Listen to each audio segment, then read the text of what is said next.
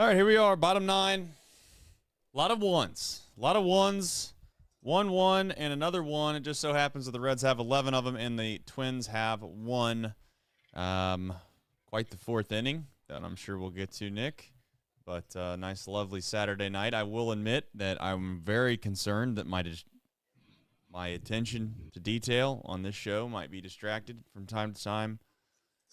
And the fact that there's a football game that's a lot closer than I'd like it to be at this very moment. But it's here nor there, as I say. But we got, what we got? We got 1 out.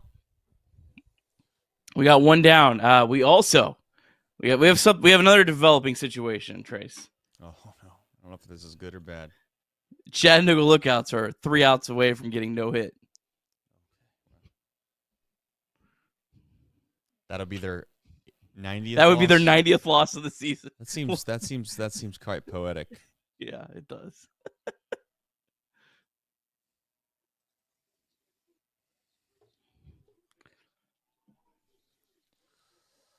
Yeah. Carolyn, I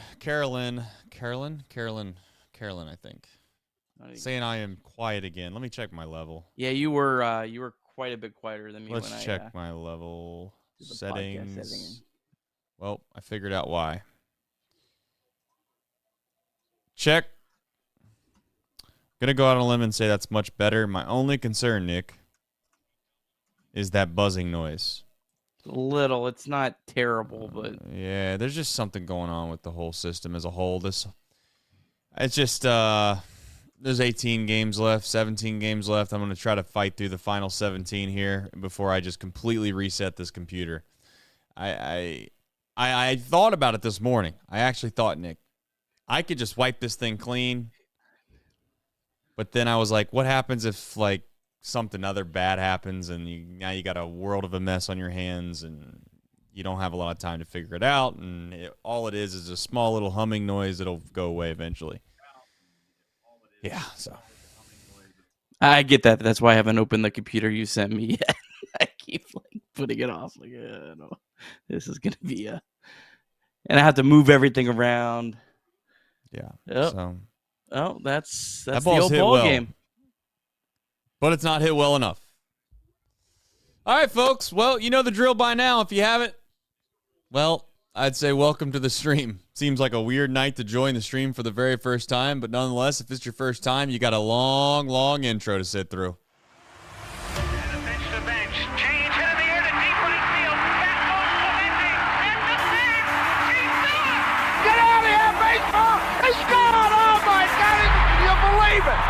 Johnny Bench has tied it up. The Cincinnati Reds win the World Series in force rate. It was a sweep. In the dirt, it's a wild pitch. Here comes Wallner. The Reds win the pennant. Larkins won the game.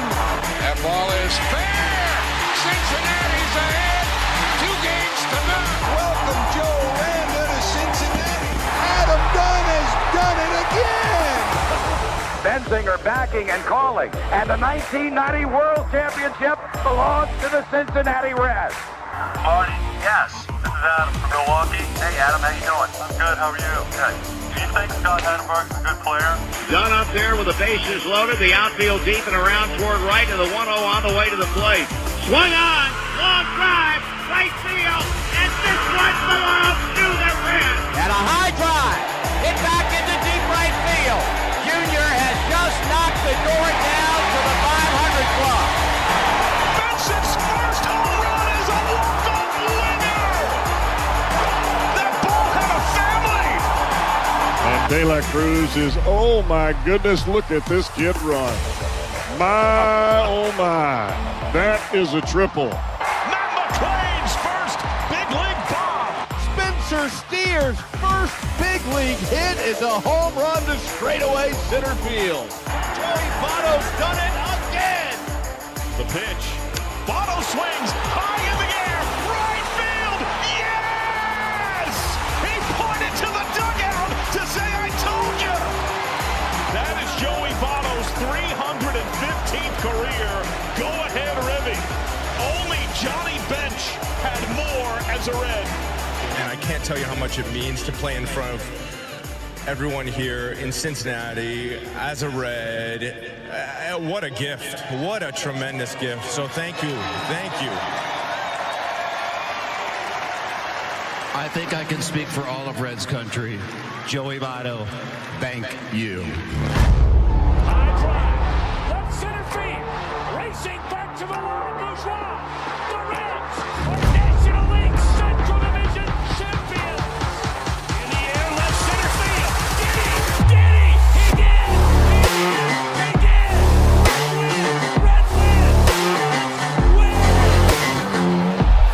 Line to right field. Genius, the first Red ever with 4 home runs in a game. Can you believe it? In the air, down the right field line. Doesn't have a chance. The Reds have won on a 3-run home run on opening day by Ramon Hernandez. A strike away and out away is Homer Bailey. Ground ball to third. Frazier gloves. Throw to first, and Homer Bailey, for the second time in his major league career, has tossed the no-hitter. Oh, gosh. Are you kidding me? Holy Moses, the second player in major league history to hit 7 home runs in the first 10 games. In the air, and the Reds win. What a dream beginning to the career of Jay Bruce. All right, here we go. Saturday night edition of Chatterbox Reds. Before we get started, Nick, I got to tell you, if you're going to get in that bat, you're finally going to get in that bat, you know what I'm saying, and you're Blake Dunn, can we just get a little bit of a better swing? I mean, honestly, the guy sits on the bench for 3 weeks, finally gets at bat, guy's throwing 20 miles an hour. I'm just kidding. It was 10-1, 11-1. It was a great game. Beautiful 4th inning. Just figured I'd keep people on their toes. I thought I have somebody thinking for a split second there that I was being semi-serious about Blake Dunn. Blake Dunn can do whatever he wants, but I would suggest personally, if it was me, if I only get in at bat once a month and the guy's throwing 40 miles an hour, I'm not going to haphazardly just swing at a pitch outside the zone and fly out to center field, but who's counting? Nick, good day today. I mean, it was a really nice win. Obviously, the 4th inning was a big deal, but for the most part, relatively clean game. You know, some are saying maybe Steer's a shortstop. I don't know. Well, he's not a left fielder. Oh, dude, that's cold. I mean, come on. Come on, man. I mean, you're not wrong, but still, it's I mean, what a brutal. I was trying to give the guy some props, and then here you go, you just boom, put him right in the ground. That Nick Martinez deserved a 0 earned runs tonight, and he has a 1. So, you know, I'm standing up for Nick Martinez. All right, there you go. Fair enough. All right, as mentioned before, there is a much appreciation for all the people that tune into this show each and every single day. Well aware of where we're at in the season, and the fact that we got this many consistent listeners is very much appreciated. Like the stream if you haven't already. Enjoy the chat tonight. But yeah, here we are, Nick, on a lovely Saturday. Chattanooga finish, or we want to save that for Reds MILB? They're not finished. They got 2 hits in the ninth, so they're down 8. They're down 8-0 though, so they got quite an uphill battle. But at least they won't get a no hit for their 90th loss of the season. Fair enough. All right. Well, without further ado, we have the box score recap presented by Nick Kirby. Take it away. All right, Reds taking on the Minnesota Twins. Game 2 of 3 at Target Field in Minneapolis. Twins entered Saturday with just a 2.5-game lead for the final AL wildcard spot. Twins took a 1-0 lead in the bottom of the first off Nick Martinez on a 2-out RBI single from Byron Buxton. Really probably should have been an unearned run as Spencer Steer absolutely misplayed a ball in left field that was called for some reason a double. Game stayed 1-0 going into the top of the third. Reds loaded the bases with no outs, but then Elly De La Cruz struck out. There was a wild pitch that Fraley tried to score on, but was thrown out, and then Tyler Stephenson struck out to end the inning. Twins starting pitcher Simeon Richardson jumped off the mound. He was fired up. Well, didn't last long. 4th inning did not go so well for Richardson and the Twins. The Reds scored 9 runs. The big hits in the inning were a Ty France RBI single, a Noelvi Marte 2 RBI double, Jonathan India 2 RBI single, a Spencer Steer 2 RBI double, and a 2-run home run from TJ Friedl. Jake Fraley made it 10-1 with a solo home run in the 5th, his 5th home run of the season. And then Nick Martinez was absolutely brilliant after the first inning. Martinez retired 16 of the final 17 batters that he faced for a final line of 6 innings, 3 hits, 1 run, no walks, 6 strikeouts. Martinez has a 0.99 ERA over his last 3 starts. Will Benson came off the bench and had an RBI single in the 8th to make it 11-1. Then the Twins turned to their secret weapon, the only pitcher that had success tonight, Kyle Farmer, threw a perfect top of the 9th for the Twins. But Brett Suter, 3 shutout innings to finish off an 11-1 win for your Cincinnati Reds. Reds now 73-77 on the season. All right, we got a deep drive of the day. Jake Fraley, 5th home run of the season, baby. Right out there in the old flower area. I know that whatever those flowers, I guess, are native to Minnesota. I don't know. Seems like a weird thing to do in a ballpark, but that's here nor there. 108 off the bat, 380 feet, 22 degrees at the launch angle. That would give the Reds a 10-1 lead.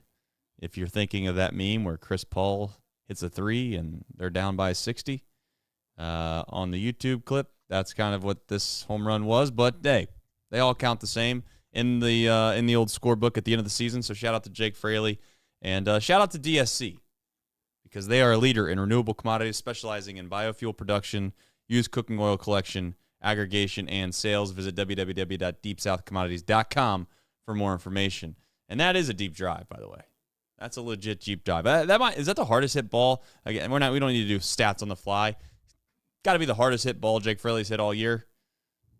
It was an absolute rocket out of there. I mean, it just 108. It didn't look like it was going to get out. I thought it was going to be off the wall and just kind of barely snuck over the fence. But yeah, it was a well-hit ball from. You're saying that barely snuck over the fence when I watched it. It's a big fence. They count that. They count that little area right there where that concrete is that it went right on. That's part of the field. I think it was just over the fence. I don't know. Maybe I'm mistaken. Yeah, well, either if you're not mistaken, then that field is crazy. But that's here nor there. We can double check. We'll check on it. Chat will let us know if it was barely over the fence or not. And I'm not trying to say you're wrong. I was just trying to figure out what the ground rules were, because if that genuinely is like the fence area, I mean, that'd be what a terrible place to play. If you're a hitter, of course. So, but that's here nor there.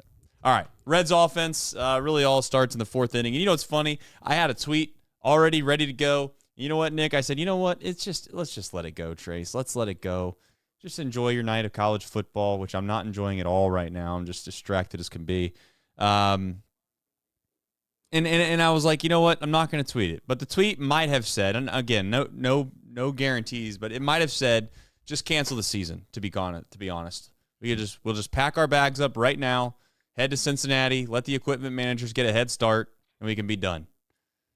And then lo and behold, I put my phone away, and I didn't tweet it. And they go from nobody out, bases loaded, to not scoring, to scoring 9 runs the next inning, because that's just what a dumb game we watch and we enjoy. But it was nice to see. 9-4 in September. 9-4 in September. I did not see that coming. Well, I really thought the season was going to go off the rails when all these pitchers got hurt. So Nick Martinez is a huge reason why. Still can. Well, I mean, there's only 12 games left. Well, so you lose like 10 of the last 12, and it's kind of off the rails. But yeah, I get your point.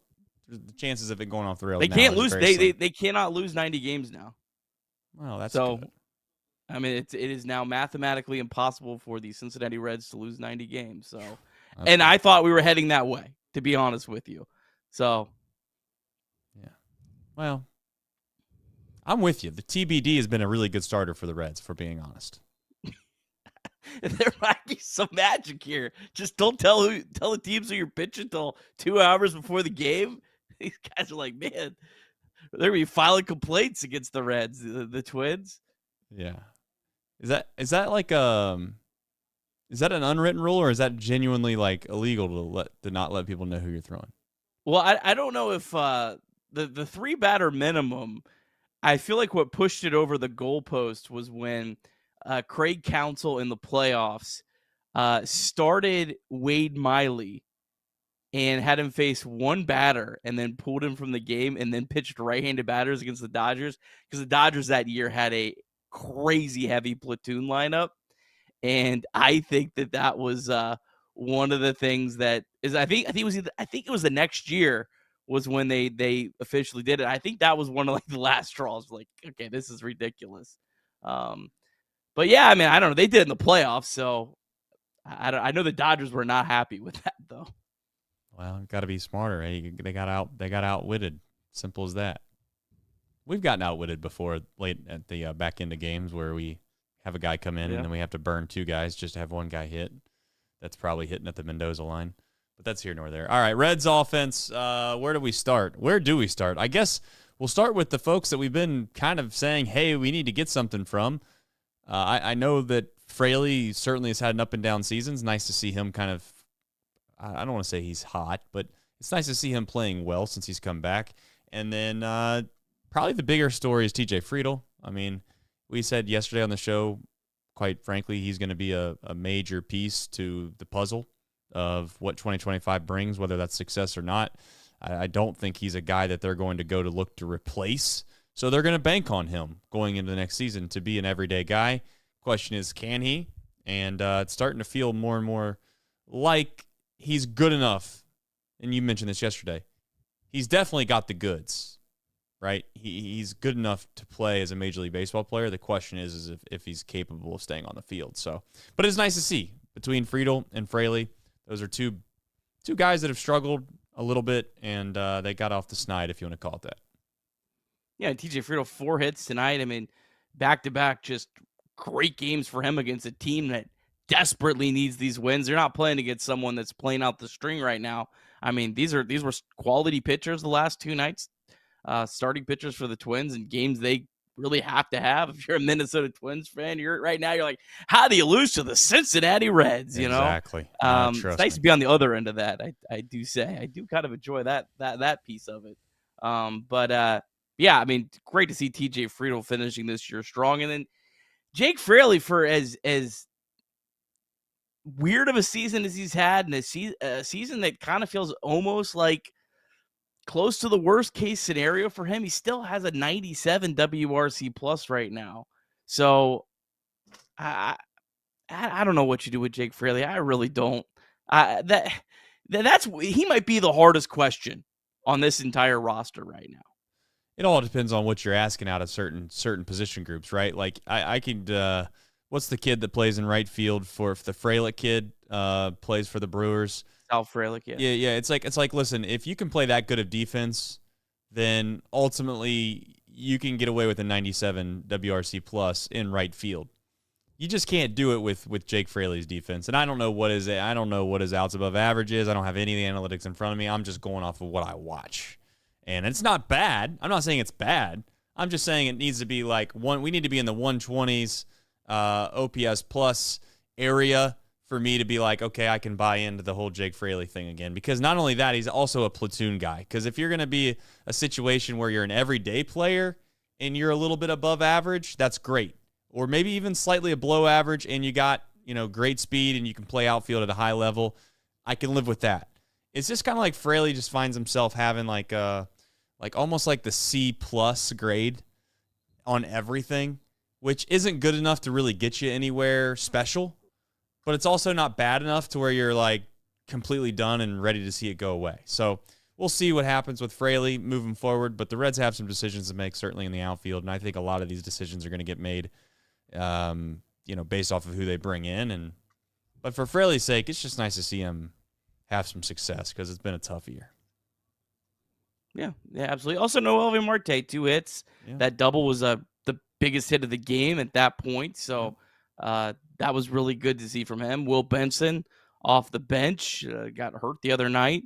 Came up with, obviously you're facing one of their bad relievers at the end of the game. But nonetheless, it was a good swing by Will Benson. And I know the Cowboy was talking about on the broadcast, Will Benson came up to the plate, not trying to do too much in that spot, not trying to hit a ball 500 feet and put a nice swing on the ball. So, really up and down the lineup. Pretty good stuff on a night like tonight. Jonathan India, 2 hits as well. He's finishing the year, pretty solid. On base 3 times today. So, yeah, good stuff. It's just the offense isn't terrible. It's just wildly inconsistent, right. And you just hope that you add a couple more pieces to that, and that fixes the inconsistent part, because this team is clearly capable of putting up the crooked numbers on any given night. It's just, when do those nights come? Well, that's the big question. Yeah, and the issue is, like you mentioned, you can go out and score 11, and then the next 2 games you score 2 runs apiece. It's like, how can we spread this out a little bit? And I guess that's the age-old debate: is are you capable of building a roster that's more in line of having an even run distribution over the course of a season versus it being so Jekyll and Hyde like it has seemingly been this season? I don't know. Or it could be just completely plain luck, or bad luck, however you want to look at it. I tend to lean towards, I think you can build a roster that is a little more consistent, not as much, maybe not as much swing and miss, maybe a little bit more, contact, at least not a ton of contact. I don't want to make it sound like I'm anti, striking out, in regards to having some power. That's not my take. I just think that we got to find a way to where we have 2 or 3 or 4 pesky hitters in this lineup that's then coupled with guys that can hit the ball out of the ballpark. So we'll see what they ultimately do in the offseason. But you have any other thoughts here before we jump into? Yeah, I just think this offense is kind of the perfect storm this year of what they've shown of like being this inconsistent. Because first off, you have just Major League Baseball is a different game than it was 20 years ago. Every team has more swing and miss. So I think that if you watched every team, most fans would probably say their team is inconsistent. Yeah. But I do think the Reds are kind of a more extreme version of that already inconsistent just game of baseball. And then on top of that, the Reds are missing a couple of the guys like Matt McClain in particular that I think would have really helped balance out this lineup. But I do think that the Reds, some guys like Espinal, a couple hitters like that, you can't have 9 of those guys in your lineup. No. But a couple of those guys balancing out this lineup, I think is the better recipe for this team to have more success. But the Reds could win 95 games next year, and I would be willing to bet that they're still going to feel like the offense is inconsistent at times. I just think that's part of what baseball is in 2024. It could be part of that, yes, but I agree with what you had said. It might be we got to come back a little bit closer to the middle on where we're at. And the other thing, too, is like I wonder if there's going to be a situation where, you've seen this throughout the game and how analytics have played a major part in the way teams are constructed. But I would also be interested to see if there's some team or some organization that takes a complete different approach to what basically everyone else considers to be the best, to see if they can find an advantage that might be there or might not be there. Because at this point, let's face it, everybody has the numbers. It's not a secret anymore. Billy Bean and Moneyball is long gone. It's not a, it's open source at this point. Everybody knows everything when it comes to what people believe or what their philosophies are. And I just wonder if kind of going back to a little bit of an older school thinking of, and again, maybe that's dumb, and I'm not suggesting that it's the right move, but it would be more contact, put the ball in play small ball, get the guy over, get guys in. And again, whether that's the right thing or not, I don't know, but it'd be interesting to see if someone eventually tries to do that. All right, jumping into the back half here. As always, we have Game Time. If you're looking for tickets, there's no better time than to go to the Game Time app, and you can download it today and use the code Cincy, CINCY. You'll get $20 off your first purchase. You can go to a plethora of things: concerts, maybe some college football games, perhaps some Major League Baseball games. We've said it how many times. Probably going to be wishing we could go to a baseball game here in a couple months. So now's the time to go if you're looking to, because I can tell you right now, the prices are affordable. And download the Game Time app today and use the code Cincy, CINCY. You get $20 off the first purchase. And what time is it, Nick? Game time. Nice. Very nice. Very nice. All right. Shout out 988 as always. Life is better with you in it. You can text, call 24/7, anytime, anywhere.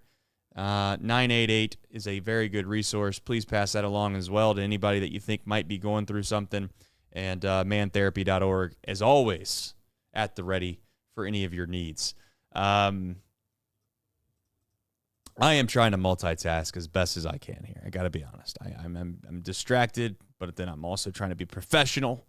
Martinez has done what Martinez continues to do. I love Martinez. I don't think I love a player more on this team than Nick Martinez that we might not have going into next season. I know that sounds tough to say.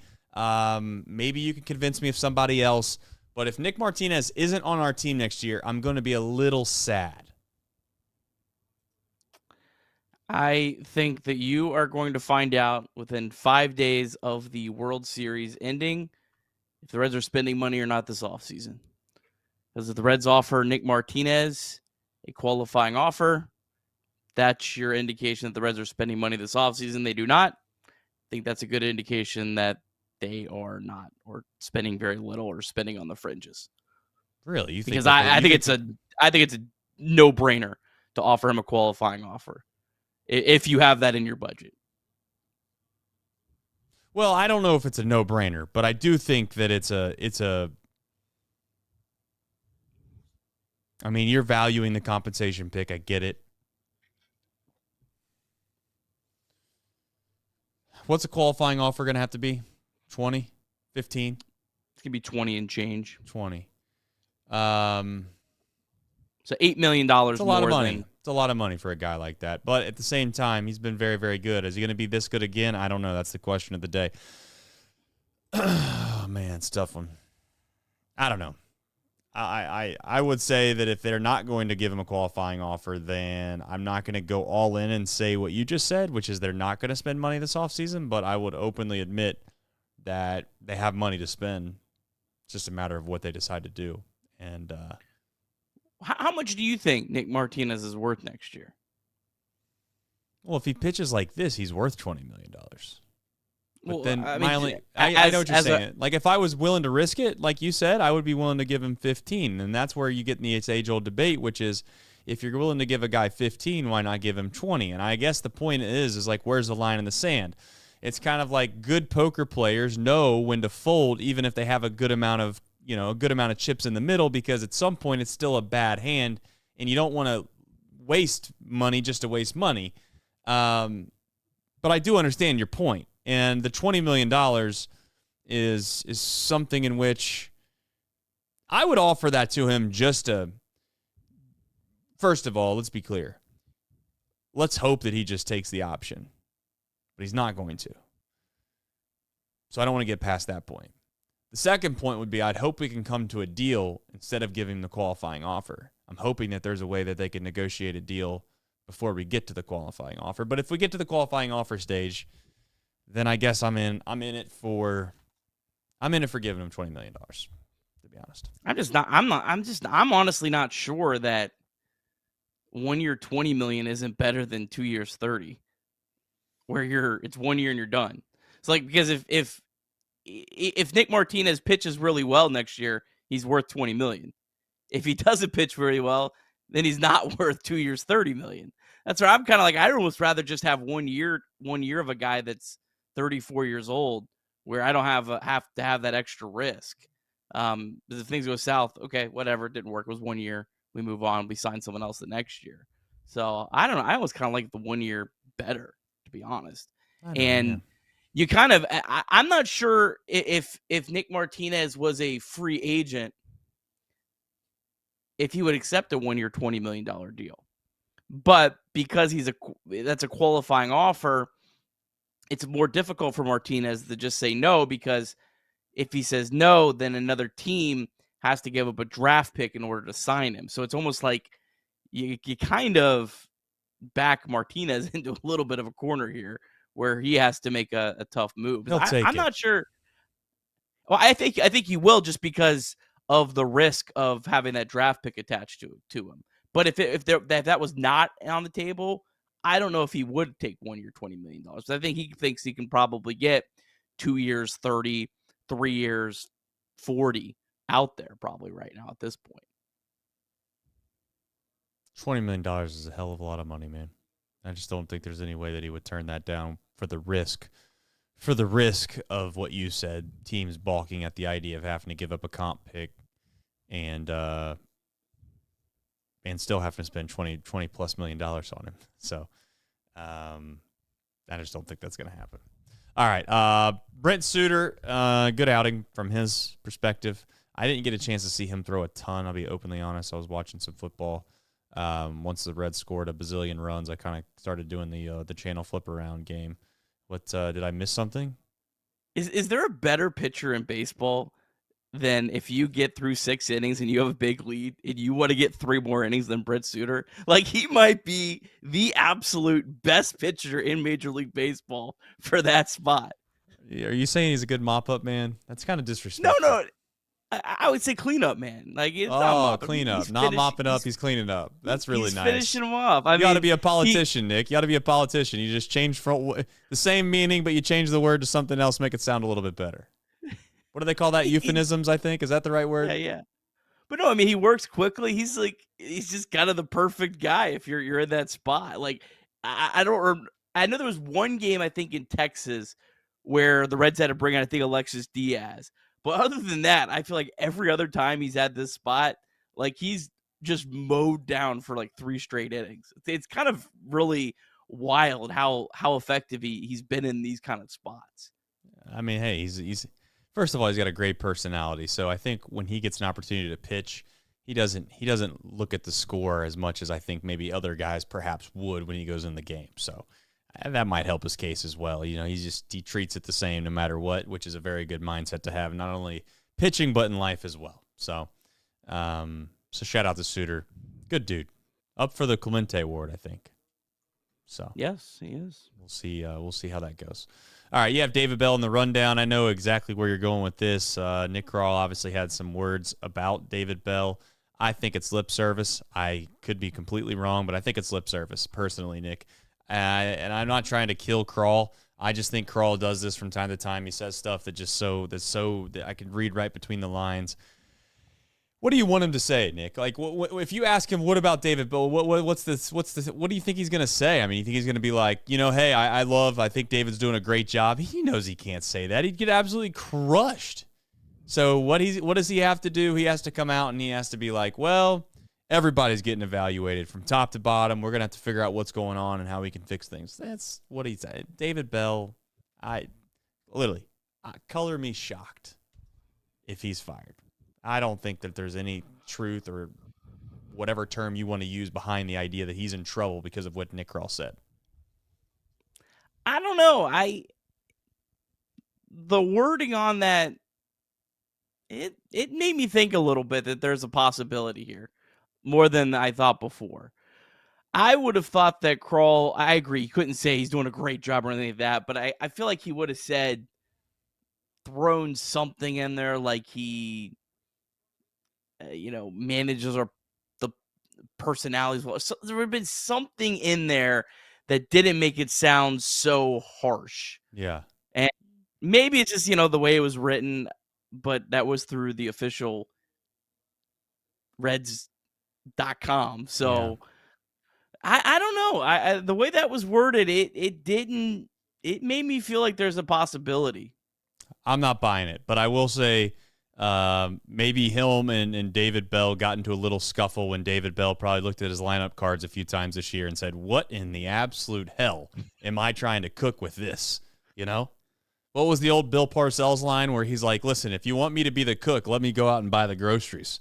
At some point, David Bell does have to think to himself, I mean, is this the best we got? This is the best I got. I with all due respect, I'm out here. I'm running out Jacob Hurtubise, Reese Hines, Julian Aguilar. There's a plethora of guys. Carson Spires, plenty of guys that we're out here trying to win with that you're like, how the hell did we get here? So maybe they did get into a little spat. Perhaps David made a little bit of one of those jokes, behind every joke's a little bit of the truth, as they say. Maybe they got in a little bit of spat, and now Nick Krall's not a fan. I don't know, but I'm not going to believe it for a single second. So there is that.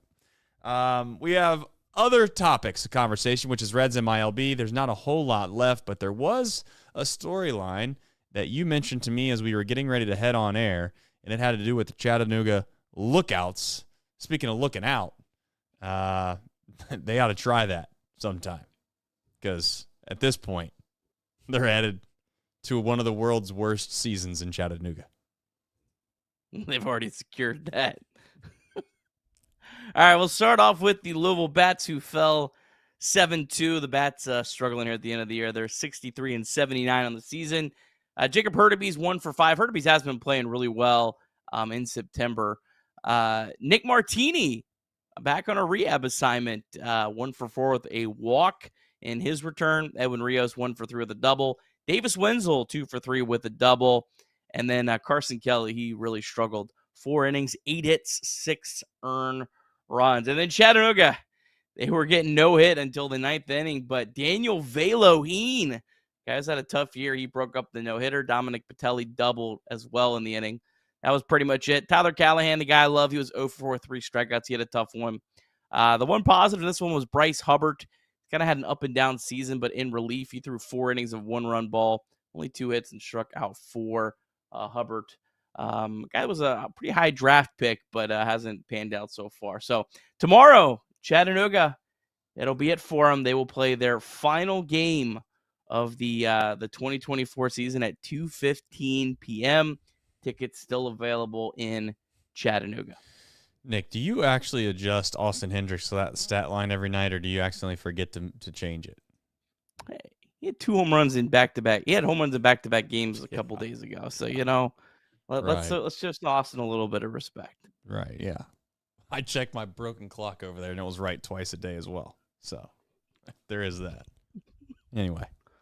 All right, we have who, what, when, where, and why, and the usual things that we do to end the show. As always, thank you for watching. Please like the stream if you haven't already. As I continue to sweat out this college football game, we will continue to bring nothing but the best coverage. At least we try to be the best coverage for your post-game Red shows. And that always ends with a who, what, when, where, and why. Take it away, Nick.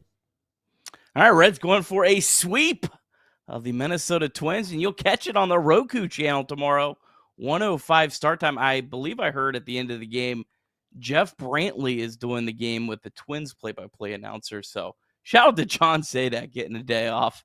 Certainly well-deserved for John. Reds will be going up against David Festa, the right-handed pitcher. He was a top 100 prospect until he graduated last month. Just made his MLB debut at the end of June. Relies on 3 pitches, a 4-seamer slider and changeup. Fastball averages 95 miles per hour. Really cool story, Festa. 13th round pick in 2021 out of Seton Hall. Turned himself into a top 100 prospect. And for the Reds, Rhett Lauder, who has just been sensational, not just in the big leagues. His last 9 starts going back to AA, so AA, AAA, and the big leagues. 50 in the 3rd innings pitched, 3 earned runs, 46 strikeouts. It's a 0.54 ERA.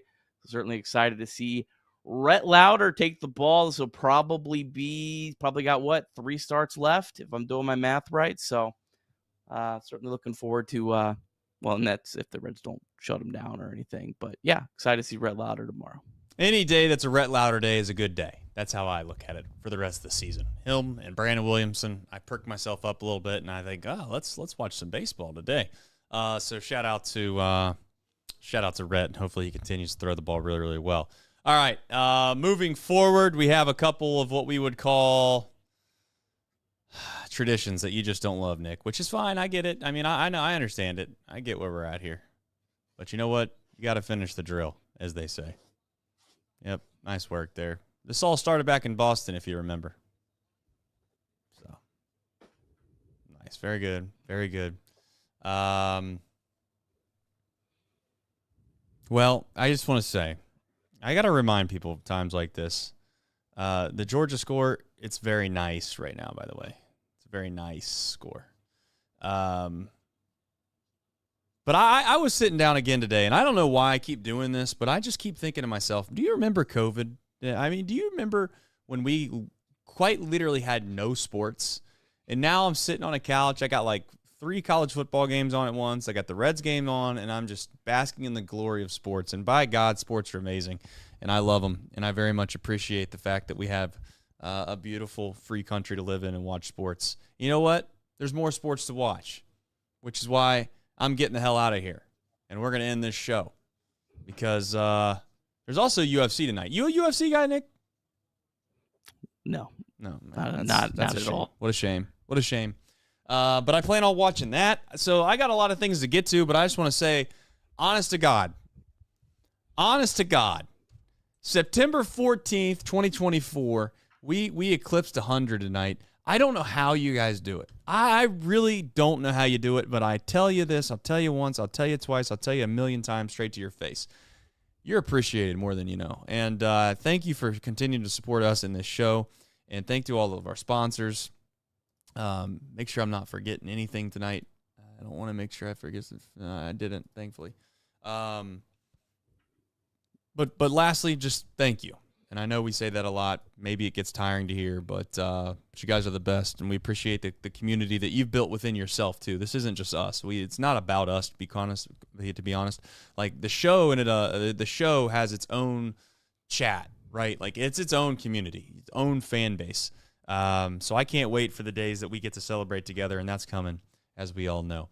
So I'm going to go try to be an athlete to the best of my abilities, and that doesn't always mean that it's the best, if we're being honest.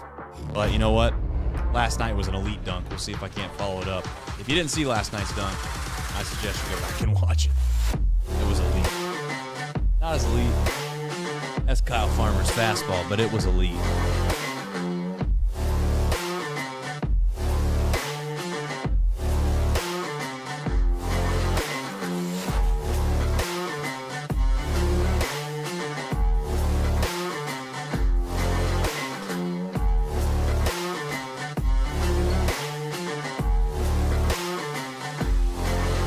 Athlete